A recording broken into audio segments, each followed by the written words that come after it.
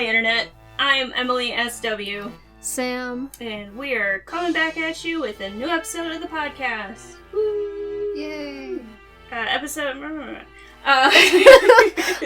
30, maybe? Sure, let's go with 30. It's a good number. It is a good number. 4 episodes. Mm-hmm. And don't forget to like the video, leave a comment, let us know what you thought of our discussion, or any thoughts in general. I'm open to hearing them. Subscribe to the channel, follow us on Instagram, all that good stuff. It's all linked down below. Yeah. If you're on YouTube. Maybe we should get like a little script to tape on the back of Yeah. the sound thing. Oh, well, I was also thinking, because I edit these, so Yes. I hear now everyone's crutch words. Oh, did I? Because I was working on my previous crutch words. Have I added new ones? So I was going to make a list of banned words. Among those words are going to be basically, essentially, like still. I think everyone struggles with that. Yeah. It's the millennial struggle. On top of, living and buying things and, etc. That was just a couple that I noticed. This is going to be a weird episode now because I'm going to be thinking about it too hard. You don't notice those things when you're just speaking because they just go right by you, but when you're listening to it back and you're hearing the same words over and over and over and over, you notice. Well, such is life. Yeah. You fix one thing, another thing crops up. We can't be perfect. The hydra of problems. Yeah, essentially. See, you just said it. I would never have picked that out as one of my own crush words. You know what I was thinking, if we ever did one of those games where you have the water bottle and you support someone for the banned word, I would make yours basically. Yeah. That's another thing you can comment on. If you're listening, have you noticed the crutch words? What are your crutch words? Keep a count. There's going to be a quiz after. The answer won't be revealed because we won't even know. No, that's true. So, shall we talk about the topic of discussion? The topic at hand, yes. Today, let me do that sentence over again. Today, we are talking about Monsieur Hugo. Monsieur Hugo. But not the one that you're thinking of, audience. What could they be thinking? Les Miserables. Perhaps. The Hunchback of Notre Dame. Maybe. Not today, my friends. Today, we are discussing The Man Who Laughs. Ha ha ha. Which, hard to get, hard to find. Surprisingly, yeah. It was one of Hugo's later novels. As we know, not nearly as famous as his other couple of works. Yeah, there's no musical adaptation with Hugh Jackman of The Man Who Laughs. No Disney rendition. It'd be very hard to Disney this. I was just, in my head, I was just thinking about that. And I mean, the Hunchback of Notre Dame was already pushing it. Yeah. They had to change it quite a bit to make it kid-friendly. Yeah, but that's a different episode. Yeah.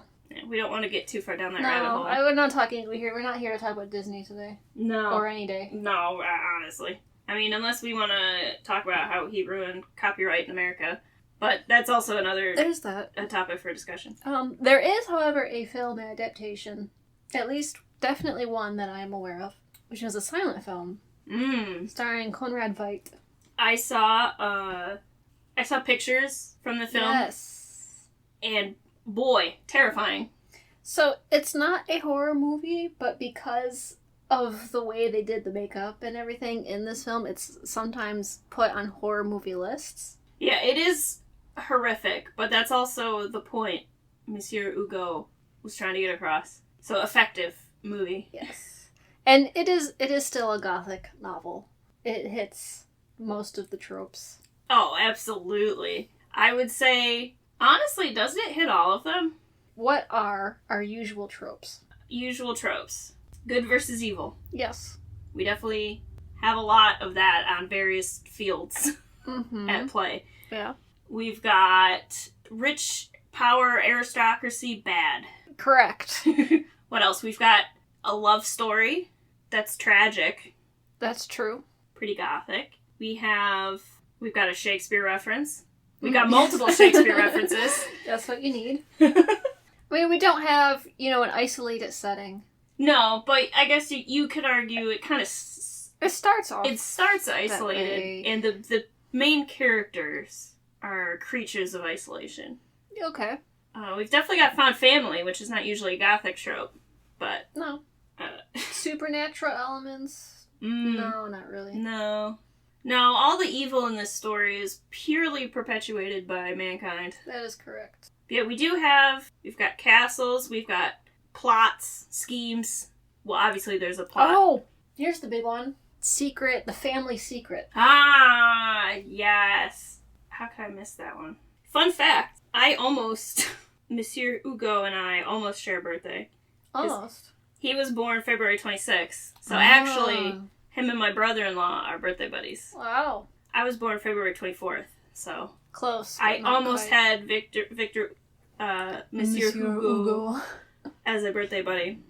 But alas. I mean, we're both Pisces. Close enough. Yeah. Soulmates. Soul twins. And also, when I was looking up his bio, he looks delightful. The picture of him on the Encyclopedia Britannica article is of him as an older gentleman. He looks like Santa Claus. He's portly. He's got a white beard. He looks like Santa Claus, except instead of bringing you presents, he would bring you a rant about the monarchy. Probably, yeah. So we had actually... I guess we should tell the story of how we got these books. Oh yeah, that was a bit of a harrowing quest. It was a quest. A real-life quest. So Emily and I both thought that this was going to take forever and ever to read. Mm. So we were trying to get copies from the library, and the library only had one circulating copy. Yep. And it was in their closed stacks. Mm-hmm. So we had to go to the library to get it. And we go up to the desk, and you asked for the books. Yep. And the lady said it'll be about 10 minutes. So we walked around and looked at some other things, and we came back. And then I think you and I both had the same thought when we saw those sitting on the desk. Because they are so old. So old. And I was looking at them thinking, are they going to let us take those out? And you asked, are we allowed to check those out? Because sometimes, even if a library... I'm assuming most libraries in most cities are going to work similarly, where even if a library has a really old, rare book, even if you can look at it, sometimes you have to look at it in the library because they're so delicate and valuable. Mm-hmm. This one, though, it is delicate. It is pretty sturdy. Old books are usually pretty well made, but it's old. They're well read. They're well read. The spine is definitely showing some wear. The pages are getting thin. They were published, this book is in 2 volumes. Yes. So it's one story in 2 volumes. And it was published in 1888. Yes, this edition of it. This edition was published in 1888. Does it have the name of the translator in here? I don't think it does, but this is the Little Brown and Company edition. The person who translated it has some translation notes that are very helpful. See, and I'm just getting caught up looking at it because it's so cool. Yeah, I was really surprised they let us check those out, but they did. And then I read both volumes. It took me about 2 weeks. I'm going to say that I struggled with this. Not for lack of enjoyment. It's just, the man rambles. So if you are a person who needs to take a prescription to focus, like myself, you have to time your reading of this. He just goes on and on and on. And at night, when the meds had worn off for me personally, he would just go on about nothing. Forever. For pages. There were a couple, The thing is, though... It's not nothing, because it's still all very relevant information. It is relevant. He's so verbose. He spends a lot of time talking about just one thing. Yes. Yeah, so if you struggle with attention, read it in the morning. He gives you a lot of history and background information, which is all very relevant and important for understanding the story. But you're basically getting an essay within the story. I have a theory about that. Okay. This was written well before the advent of podcasts and personal blogs and all this stuff. Correct. So, Monsieur Hugo is he's got all these opinions and all these thoughts. He sure does. And he has no one to blabber them to. There's no internet. He can't, get all of his guy friends in a room. Well, he probably could have. He probably could have, yeah, but he couldn't broadcast it. So what did he do instead? He wrote a novel around his political musings and ideas. Multiple times, I would say. Yes.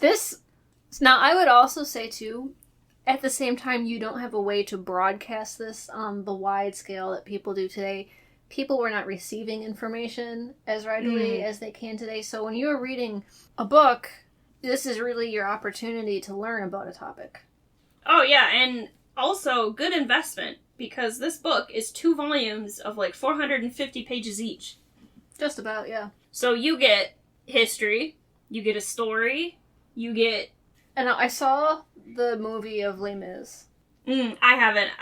I've seen it long enough ago that I don't actually remember a whole lot of what happened in that. I have seen the Disney rendition of The Hunchback of Notre Dame. That was one of my favorite Disney movies when I was a kid, because I liked all the weird ones. Yeah, that tracks. Yeah, that tracks. In my mind, I was making more comparisons then to Notre Dame than to Les Mis. Though I'm sure Les Mis probably has a lot of the same... Well, it seems like he has a lot of similar themes. Themes was the word I want. Yeah, so it's very typical Hugo. Yeah, he's got his own tropes. Themes, I guess, being power structures, what actually makes humanity, power structures that don't demonstrate empathy, what is valued in society, and what should actually be valued in society. Yes, and overall, I think his main message is that he hated the ruling class. He thought it was corrupt and unethical. And the inversion of social roles. He actually, in one of the early scenes where our as of yet unnamed child comes across Ursus, the philosopher, and Ursus is ranting as he does as a philosopher. It's kind of his whole shtick. And he's talking about how he should turn the starving child in for being starved, essentially. He goes on this whole rant about how vagabonds have been criminalized and how, just for not having a roof over your head, I should turn you into the constable and they'll hang you on a gibbet or whatever. And I'm like, damn, Victor, tell me what you really think. Yeah, so I guess we should, without summarizing the novel, I don't think you could easily summarize the plot of this. I don't think you could either. Thinking about it, I'm having to detangle in my head all of the little historical details and all the backstory of all the characters that got shoved at us, and I have to parse out in my head, okay, what's relevant, what's not relevant. Though I do want to say, really quickly, this is one of those books. What do you mean? It's incredible. Oh! I thought you were waiting for me to fill in the sentence. No, and I was like, it's just one of those books. I will say I did struggle with this, but only because of my ADHD. I enjoy heartily I won't say every line, most lines. Because there is a lot. There is a lot. He could have cut it down a little bit. But he's very readable. At least this translation is very readable. Yeah, this makes me want to read more Hugo. Despite the fact that I do, it was a little difficult for me. And Les Mis is over 1,000 pages long. Yes, it's very intimidating. I think, honestly, the fact that this came in 2 volumes kind of helped. Because it cuts down on, I don't have 1,000 pages in my hand at once. 400 pages, I was like, I've read Harry Potter. 400 pages, that's fine. I took a break and read a different book between reading the 2 volumes. I don't blame you. That's why it took me 2 weeks. But he just... As much as I'm ragging on him for being verbose, boy, that man can write. Banger after banger after banger. There was literally a description of a hanging corpse that went on for 4 or 5 pages. But it was great. It was so good. Maybe that's just, us, because we like gothic, dark, morbid. We like hanging corpses. We like the macabre. Just the imagery of it, though. The imagery was so good, and his musings on life and death and the meaning of... Oh, this was another part. And while he's talking about the corpse, he goes into a history lesson About the gibbet. The gibbet, yes. We meet him because one of our main characters, the titular character actually, the man who laughs, is lost. Well, he's been abandoned. He's not a man yet. He's a child. No. He's about, 10 years old? Yeah, he's a 10-year-old child who's been basically kept in slave conditions, being worked by these people who are child traffickers. Child traffickers. Not only are they child traffickers, they also, maim children to be free. And you learn all about this in the opening chapters where Monsieur Hugo goes on an extensive history of Corpaccios? The story takes place Compraccios. The story takes place in England. Yes, in the late 1600s, early 1700s. And it's very important. He gives us the whole, how King James II did nothing about this, and how he used them for his own political... And he went into this whole thing about how people were maimed and disfigured basically for the entertainment of the... manufacturing circus freaks. Yeah. Because these people would take a child and sedate the child, and then break their joints so they would become gymnasts, and the limbs would grow in a way that they would be super bendy. They would cut into their faces and bodies and scar them. Did you read the part about the royal cock? Yes! Oh my god! I think my favorite part of that was the translator's note. Yeah. Where it's if you think that this maybe have been a misprint for cook, you would be mistaken because all the kitchen staff were listed in a different part of the resource. But the whole point was basically to take people and disfigure them and use them for entertainment. This group of people, they weren't a nationality or anything. He goes on to describe them as literally just being from every country in Europe that just band together to do this horrible thing. They don't speak the same language. Although he was describing they came up with their own ways of communicating. Yeah, we don't really need to... They're child traffickers. Horrible. On top of that, worst of the worst, they're disfiguring children. But now you have the whole backstory, so now you can understand... Yes. The story. So this 10-year-old child... has been abandoned. He's been abandoned on the coast. On the shores of England by the Compraccios. And they just take off. Yeah, they take off into the sea, into a storm. Which Monsieur Hugo spends chapter upon chapter upon chapter upon chapter describing to us. It's over 100 pages, I'm pretty sure. Of storm. We hear about the storm through the child, and then we hear about the storm through the ship. Yeah, it's almost exactly 100 pages of ship. Yes, and then as finally the ship sinks, and they all sign an attestation and put it in a bottle and send it off to sea, and I was sitting here thinking, boy, he spent a lot of time building up to this. I bet this is going to be really important later on. And sure enough, it was really important later on. So you would like to think... Mm-hmm. that you could just skip over these chapters. Oh, he's just going on about nothing. But he's not. It's all important. Yeah, that is definitely the issue you run into when you're reading something this long, is by the time you get to the end of it, I was like, wait, what happened 800 pages ago? In particular, as somebody with a bad memory. Well, I don't have that problem. You don't have that problem. Yeah. But even for me, reading just a regular book, sometimes I forget what happened in the beginning. Although, I will say, if you like to read mysteries, sometimes that helps. Because sometimes you get to the end and you're like, oh my god, I missed that! But anyway. You realize what just happened here? Monsieur Hugo led us on a rant. You were going to talk about the scene with the gibbet.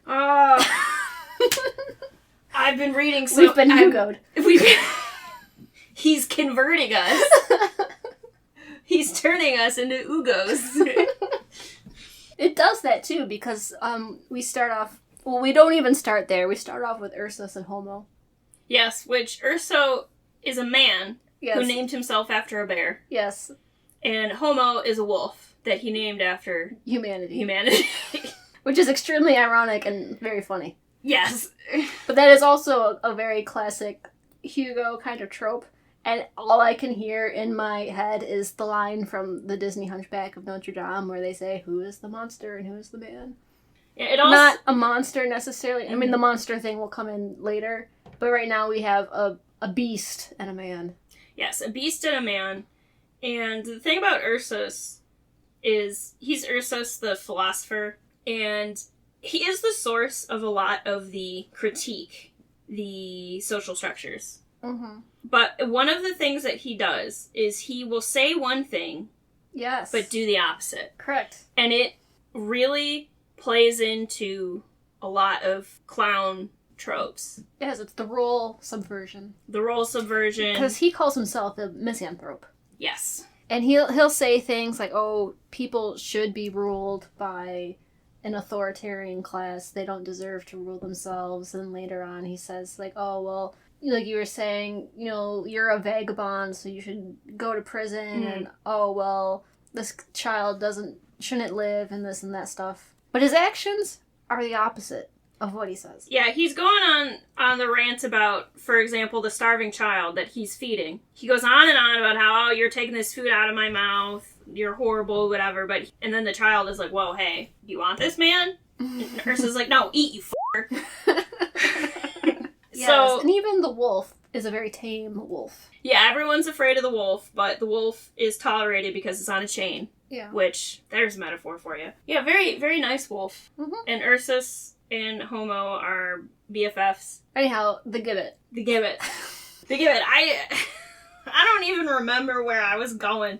But you know what? This is a good example of this would never be written today. Because if somebody wrote this today, they would submit it to a publishing house, and the publisher would be like, cut half. Like, if you just cut this book, I'm going on a ramble again. You could probably cut out a lot of the Storm chapters. If you took out all the extensive contextual history information and all the extensive character history information, you could probably cut this book in half. Oh, easily. It would not be quite as compelling without all the context, but you would have the same... You could preserve the plot with half the words. But the joy of reading this is in the other words. Anyways, the f***ing gibbet. Oh, I remember why I brought it up in the first place. I brought up the gibbet because this is one of the examples of Monsieur Hugo in-depth he's describing this storm and the child who's been abandoned, lost in the storm, trying to make his way to anything. Oh, he also really made sure to impress upon us that this is a snowstorm. Oh, yeah. It's snowy. It's different. When you're at sea, it's different from a regular storm. Oh, yeah. The snow, main character. But so we get this really macabre description. And it's fantastic. It's so good. And there's a lot of commentary in this description on the child and the difference between a child and a man, innocence, etc. There's a lot of musings on death itself. And then, in the middle of that, there's a little historical lesson about why smugglers were hung on gibbets on the coast to dissuade other smugglers. So we get a little history lesson in the middle of that. Mind you, this whole scene is just, like, there for the philosophy. Oh, absolutely. There's nothing else about smugglers. No. Or we never learn who that man was. The only real purpose you could say that the corpse serves, aside from being a thing for Monsieur Hugo to rant and rave about law and order in England. You know what? I'm here for it. Honestly, yeah. This kid is walking barefoot in a snowstorm. He's got a coat. He's got a nice coat. That's it. No shoes. And he's losing steam. And he gets to this corpse, and he's just transfixed, mystified by it. He's about to die of hypothermia, essentially, because he stopped moving. Mm-hmm. And the corpse and some friendly crows come along to jar him out of his stupor by terrifying the living daylights out of him, because the corpse starts swinging in the wind and the birds are cawing and pecking at his tarred flesh, and it's horrific. The chain the corpse is hanged on is screeching, the wind is howling, and this kid is like, oh my god, and books it. But and what a scene. What a scene. But essentially that saves the kid's life because it gives him the motivation to get his blood going. Whereas before he was just walking because what else was there to do? I suppose you could say that was the point of that. We're just building a scene. Vibe. It's the vibe. It's a vibe. It's so gothic. Yeah, there's a lot of philosophy in here. There's a lot of talk about the meaning of life and the meaning of death. Here's a banger line. The chances of the abyss are illimitable, which is, again, about this starving, freezing child. Well, Volume 1 is really just setting us up for the real plot. So you have these child traffickers who we've learned all about. We see them get thrashed about in the snowstorm, and then they sink. Yeah, it is a little satisfying when they die, I'll be honest. And they throw out this message in a bottle. And then we go back to the kid that they left on the shores of England, who's now wandering through the snow, and he comes across all these different things. Oh. The first being the corpse on the gibbet. Yep. The second being a dead woman in the snow. Yes, who also described terrifyingly because he finds the woman's footprints first. And he's like, oh, well, that's a person. Guess I'll go this way. And then when he finds the body, he starts hearing this eerie cry. And he's like, oh, like is this another corpse? It is. Well, yeah. But beneath the corpse is a baby. Not dead. Not dead. The source of the noise. Prompts the child to save the baby, take his jacket off, wrap the baby up in the jacket. And then another philosophical rant about how this kid has nothing, knows nothing, but the cruelness of humanity. And yet, instinctually, he's just like, well, I'm going to save this baby. And so we get another little philosophical discussion. The other thing he comes across is a town, and no one will answer the door. So he finds what he was looking for, salvation, theoretically. But when he knocks, it's like 3 a.m. Well, it is 3 a.m. because the clock chimes. And he's trying to get someone's attention, anyone's attention. Nobody. So he's still out in a snowstorm, in civilization, but no one will help him. Yes. What another one of those obvious metaphors we like to talk about. Yeah. It's so metaphorical, it's literal. It's so literal, it's metaphorical. Yeah. Of a quote-unquote civilized society turning its back on a poor child. Purely because it's out of order. Out of the order of things. Yeah, well, I mean, it's also the middle of the night. There's a storm raging. Most people are probably in bed, sound asleep. Yeah. You have to give them at least that. That's true, and there is a little historical tidbit about how this was shortly after the plague. There were a lot of those. There were. So, there's that. But eventually, this brings the child, and now the baby, to Ursus and Homo. I feel like I'm saying Ursus weird. Ursus. It's fine, right? Yeah. Something about that word Ursus is tripping me up. Ursus does not live in a house. No, he lives in like a caravan. Yeah, because he travels. He's kind of like a traveling doctor, also a traveling entertainer. Yeah, it's quite the combination. Yeah. Like, he has, he does... He just does what he wants. He just does whatever he wants. Oh, there was near the beginning, when we're first introduced to Ursus, he talks about how, not he is in Ursus, he is in Monsieur Hugo, goes on another rant about how women in Europe during that time, if they knew about herbs and medicines and stuff, they were shunned as witches, but Ursus could get away with it because he was a man. I was like, okay, pop off, feminist king. Monsieur Hugo did believe in universal suffrage. It comes across. Luckily, this boy and this child first he's like, oh, that something's growling. Well, it's better than nothing. I guess I'll go meet this beast. But then it turns out that it is Ursus and Homo. And Ursus takes them in and feeds them, all while telling him... He's like berating him the whole time. He literally... But then he keeps telling him to eat. Again, his words and his actions do not match. Oh yeah, the chapter is called Misanthropy Plays Its Pranks. But yeah, he calls him a rascal. He calls him a vagabond. He calls him all sorts of things. Aren't you a greedy scoundrel? When such brats are hungry, they eat in a revolting fashion. He just rants and raves. Talks about how hungry he is, how this is my only dinner. And then he realizes that there's a baby. And he's like, oh, well, I was going to have the milk, but guess not. Oh, there was also... The other thing about reading this book at night, you need, like, a dictionary open. There were a lot of things I had to look up. There were a couple things that I wanted to fact check him on. Okay. I was looking up a lot of words. There was a part in the beginning chapters where he's talking about people in China raising their children in jars to kind of force dwarfism. Mm-hmm. And I'm reading this and I'm like, this just sounds so far-fetched. So I tried to look it up to see if I could find anything about it.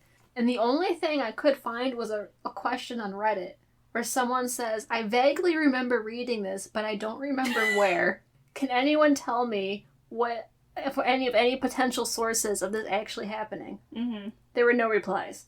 Solid. And the thing about it, because I noted that too, and when he first mentioned China, I thought he was going to bring up foot binding. That would have been the obvious one. Yeah, because there is tons of historical evidence for.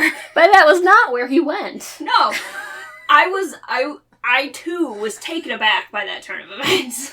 It sounds too far out there. Yeah, and to have been real. So you have to wonder, did he hear? Because I'm sure the gossip train about anything outside of Europe was horrible. Absolutely, yeah. It's like, is this something he heard from somebody who was trying to malign China, or does he actually have like a good source for this information?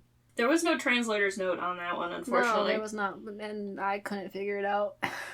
No, yeah, I thought he was going to go foot binding, and it's like, there are cultures that use certain binding techniques, but he didn't bring up any of those either.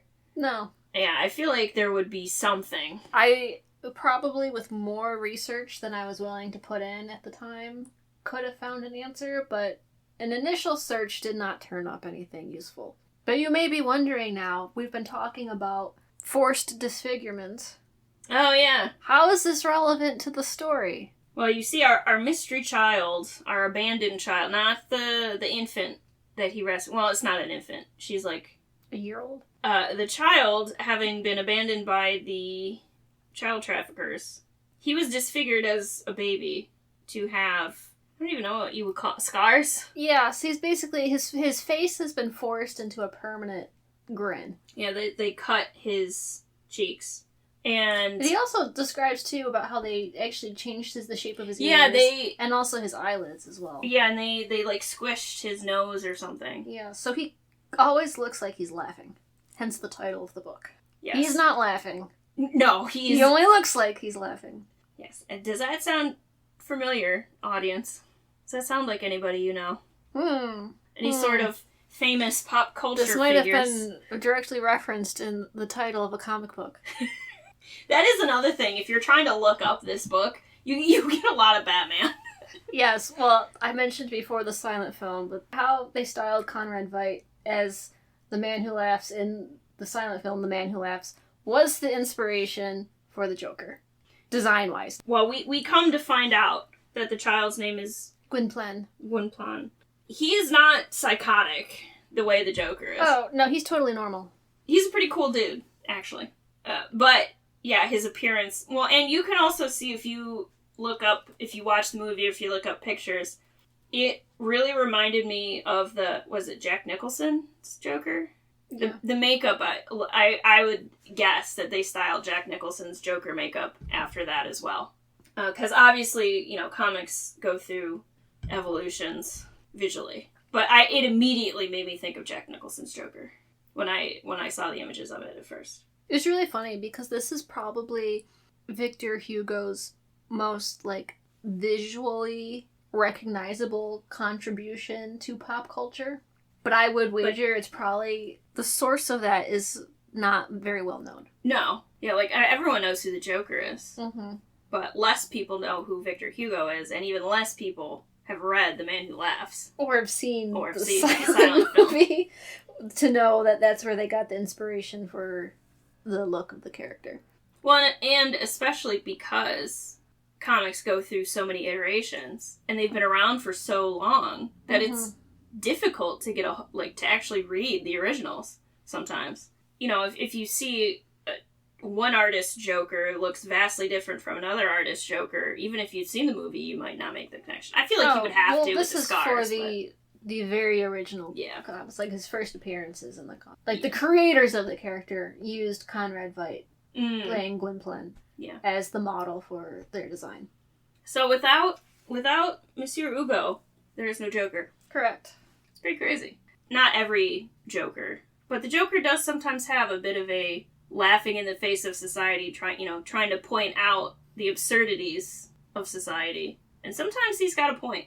Granted, he's also a psychopath, so he doesn't go about things the best way. Oh, yes. But the criticism of the structures that the Joker represents is rooted, I think, in this story as well. Well, here's the thing. The Joker is what you expect him to be from his appearance. Yeah. Like, he looks hideous.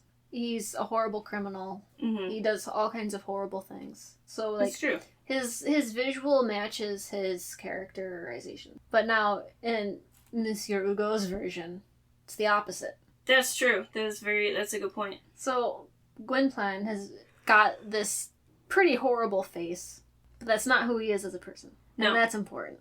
No, and it is kind of funny. He describes him as his body being, like, basically, he's described as his face is all messed up and everyone thinks it's horrific. But his body, he got a body. Oh, yeah, especially when he gets older. It's like, oh, well, he's actually probably would have been really attractive based on the rest of him. Yeah, like, literally, when he gets to be an adult, he's in his 20s. He's literally described as, his body was super hot. Yeah. And then people saw his face and they went, oh. Real butterface. I do want to also make a comment. When he was talking about the first night when Gwynplaine and the baby were sleeping in Ursus's caravan, and he was describing as, like, it was kind of like a marriage. But it wasn't weird like that. Oh, but it was kind of like that. I'm like, Monsieur Hugo, you are making it weird. You were making it. Yeah. Like, it wasn't weird that they were, So Ursus has this bear pelt that he describes as his real skin. So he gets it out, he lays it out all nice, he puts the baby to bed, and then after the kid eats, he's like, go to sleep. It wraps him up in the thing. And I was not thinking that was weird at all. They're children. Then he made it weird. And then he made it weird by going on and on and about on. how it wasn't weird. About how it wasn't weird. And about how they were virtuous and innocent and whatever, but also they belong together. I was just like, oh, man, this is weird. We've already got a 10-year age gap. Like, Monsieur Hugo, why? Why? Why are you sexualizing by not sexualizing? Like, he was so adamant that it wasn't sexual that I'm like, that's a red flag, dude. That's a red flag. Sometimes if you don't want your audience to think a thing, you shouldn't tell them not to think it. Yeah, well, and then I was trying to put myself in his shoes of the time that he wrote this. But I feel like having a 10-year-old and a 1-year-old in the same bed wouldn't have been that weird. Because it made sense to keep warm. So I was like, why'd you make it weird, dude? Like, you know what? There had to be something. There had to be something. But it was not his intention for it to be weird. But by telling us not to make it weird, it made it weird. Yeah. That was one of those times where he absolutely should have stopped rambling. Should have cut that ramble. Yeah. Oh, Lord. But so the baby is named Dia. Ursus names the kid. Ursus names the baby because obviously she doesn't know her own name. Yeah, Gwynplaine came with his name preloaded. So, and Dia, it turns out, is blind. Which it is described in the book as being because of their plight in the snow and almost dying. Whether that's true or not, who knows? Doesn't really matter. But so when she grows up, when we get the flash forward of them as adults, well, first of all, she's 16 and described as a woman, which I'm like, and that ain't full grown, so she's blind, she's very frail, very pale, translucent. He literally described her as translucent. And again, I don't know if that's a translator or what, but she's got beautiful hair, pale skin, strawberry lips. He literally described them as strawberry lips. And she is just so virtuous, and that's kind of how she's described as, she can't see anything. So she can see souls, because she cannot see the physical world. So she can see beyond into people's hearts, which I don't think that's how blindness works. Well, you know what? We've got this juxtaposition between Gwynplaine as the quote-unquote monster, the hideous, or the disfigured face that people think is hideous, and then you've got this really beautiful girl who has an invisible disfigurement. And they're in love, Your Honor. Oh my gosh. I'm gonna be honest, I skimmed a lot of those paragraphs because I was just like, I get it. I think I would have rather have read about the corpse on the gibbet than how in love they were. Honestly, yes. I would have read way more corpse on the gibbet. Like, it was just on, and first of all, I just, again, as a modern reader, I could not get over the fact that he was 25 and she was 16, or 26 and she was 6, whatever. 10 years difference. I was like, illegal in our day and age. In our day and age. I could suspend my disbelief, if you will, but I just didn't want to hear about how Dia thought Gwynplaine was just the brightest, bestest, purest, most awesomest guy in the whole world, and his soul was so bright she didn't need the real sun. I was just like, oh. Come on, girl. I know you can't go outside because apparently you'll die, but like, go outside, touch some grass. Yeah. They were both pretty, I'm gonna say idealistic. Yes. Naive. Oh, absolutely. Ursus kept them pretty sheltered. Yeah, they describe it as they don't go to major cities, they go to like smaller towns and stuff to put on their... Oh yes, now they're a traveling show. Yes, what was it? The something of chaos. The vanquishing of chaos. The Chaos Vanquished. Chaos Vanquished. And they had this whole little skit that they did. Yes, another metaphor. This one it's a very meta metaphor because Chaos Vanquished is a little play written by Ursus to be performed by them. And Chaos Vanquished has Ursus and Homo attacking Gwynplaine, who is under a sheet for some reason. But so it's basically man and beast attacking this other person. And then the virtuous Dia, being an angel, comes along and sings a pretty song, recites a pretty poem.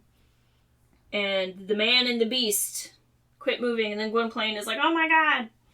And then they unveil his face and to the crowd, and then the audience goes, oh my god! Yeah. And then I was like, and then she was like, and he was like... It's pretty funny, though. His face kind of becomes an asset. Yes, when he walks around, he wears a scarf so no one can see it. But not just because he doesn't want to horrify the average passerby, but because like seeing his face at the show becomes part of the attraction. Oh yeah, so the line that Dia speaks before they reveal Gwynplaine's head is break the yoke, throw off, monster, thy dark clothing. And then Gwynplaine says, oh, come and love, thou art soul, I am heart. In case you had not had any doubts about their relationship to each other. Yes, and then we get a very long description of the laughing. And then we get some more banger lines. The listless came to laugh. The melancholy came to laugh. Evil consciences came to laugh. A laugh so irresistible that it seemed almost an epidemic. But there is a pestilence from which men do not fly, and that is the contagion. It's hyphenated. In my defense, it's hyphenated in the book, and it really threw me off.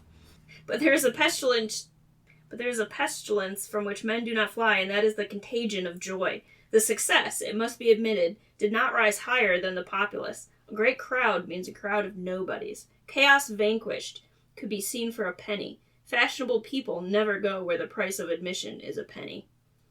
Oh, and then we get one of our Shakespeare references. Ursus was not quite indifferent to his work, and had brooded over it for a long time. It is in the style of one Shakespeare, he said modestly. There is no getting away from Shakespeare references. No. This isn't even English literature. This was written in French. It's true. And it references Shakespeare. Shakespeare is like... He's just the Gothic, king of Gothic. Apparently. He's just ever present. Yeah, there is a specter over the genre. Yeah, there is a Hamlet reference, to be or not to be, earlier in the book, and I thought I had put a page flag on it, but I couldn't find it. Oh. I'm pretty sure he was talking about dreaming and sleep and death. Probably, because those were recurring rants. Yeah. Gwynplaine, Dia, Ursus, Homo. Most of the other characters mostly come into play. In part 2.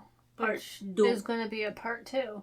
Yes. Where, I guess, if you really want to know what Monsieur Hugo thinks about the aristocracy, buckle in. Oh, yeah. I guess I won't go on the political rant. Not this time. No. Next time. I highly recommend reading this book. If you can get your hands on it. Because it wasn't in Libby either. It was not, but there are free ebook versions.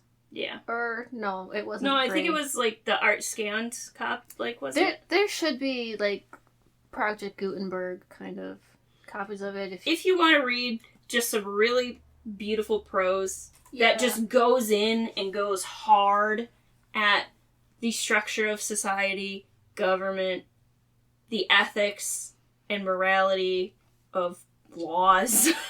I know this sounds really dense and heavy, but at least this translation, was not. Hugo is actually quite humorous. He uses a lot of irony. Mm-hmm. It was very readable. Mm-hmm. The one thing I will say is don't read this book if you're not going to read it to enjoy the actual act of reading. Yeah, absolutely, 100%. Have a notebook and, maybe a dictionary.com open to look things up and to jot down banger lines. But it's absolutely worth it. I think I feel more enriched as a person having read this book. Oh, absolutely, yeah. I'm gonna go home and write down, like, honestly, because he's so verbose, there are a couple passages where I'm just like, I don't want to copy 4 whole pages, but also the whole rant is just beautiful. I just want to keep the chapter about the gibbet, the corpse of the gibbet. It was so good. I don't know. Maybe that's just my eternal existential crisis. You know what we are going to have to do is watch the movie. I do love a good silent film. And I bet this is going to be a banging movie. Mm-hmm. I'm intrigued to see how they cut it down. Because it's going to be all plot, no vibes. Yeah, probably. But, so that was, I guess, Volume 1 is really just setting up for Volume 2.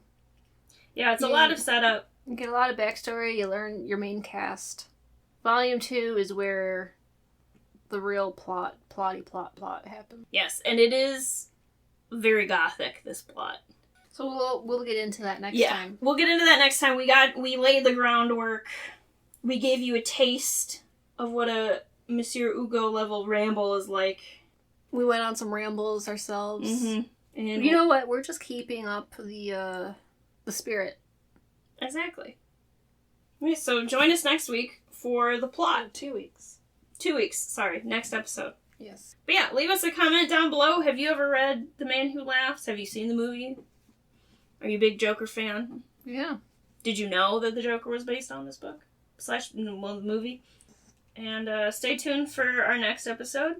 Subscribe. The politics. The political commentary of 5th, oh my god. Of all time.